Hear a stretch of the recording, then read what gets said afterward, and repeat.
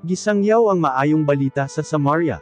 Gawa Kapitulo 8 versikulo 4 hanggang 25. Nagkatibulaag ang mga tumutuo ug gisangyaw nila ang maayong balita. Usa sa mga tumutuo mao si Felipe. Miadto siya sa usa ka syudad sa Samaria ug nagwali mahitungod kang Kristo. Sa pagkadungog sa mga tawo sa gisulti ni Felipe ug sa pagkakita nila sa mga milagro nga iyang gihimo, naminaw gayud sila. Daghang mga tawo nga gisudlan og mga dawtang espiritu ang giayon niya. Misinggit sa makusog nga tingog ang mga dawtang espiritu samtang nanggawas sila sa mga tawo.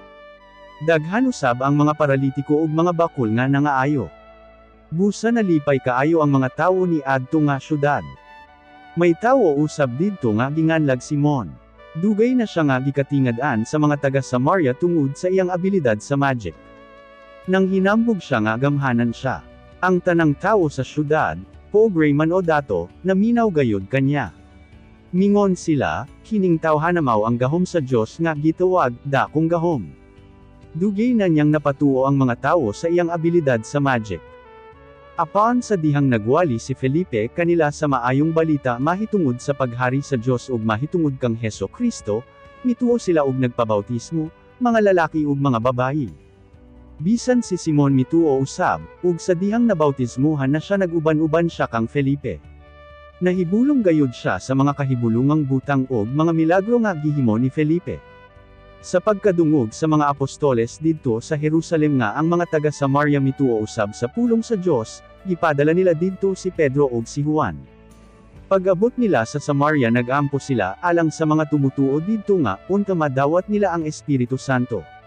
Tungod kay bisan nabautismuhan na sila sa ngalan ni Ginoong Hesus, wala pa gayud mo kunsa diha kanila ang Espiritu Santo.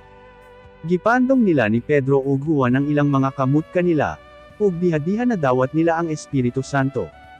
Nakita ni Simon nga sa pagpatong sa mga apostoles sa ilang mga kamot sa mga tumutuo na dawat nila ang Espiritu Santo. Busa gitanyagan niya og kwarta si Pedro ug si Juan ug giingnan sila, hatagi usab ninyo ako ni anang maong gahom. Aron nga si bisan kinsa nga akong pandungan sa akong mga kamot makadawat usab sa Espiritu Santo. Apan mitubag si Pedro kanya, hinaot nga malaglag ka uban sa imong kwarta. Tungod kay naghunahuna ka nga mapalit mo og kwarta ang gasa sa Dios. Wala kay labot o bahin sa mga gipahimo kanamo sa Dios tungod kay ang imong kasing-kasing dili matarong sa iyang atubangan. Busa hinulsuli ang imong dawtang tinguha ug pag-ampo sa Ginoo nga pasayloon ka sa imong dawtang hunahuna. Tungod kay nakita ko nga masin-ahon ka kaayo ug ginapos sa imong mga sala. Miingon si Simon kang Pedro ug kang Juan, kon mahimo iampo usab ako ninyo sa Ginoo aron dili mahitabo kanako ang silot nga inyong ginaingon. Human sila nagpamatuod ug nagwali sa mensahe sa Ginoo, namalik sila sa Jerusalem. Ug nagwali usab sila sa maayong balita sa mga baryo nga ilang naagian sa probinsya sa Samaria.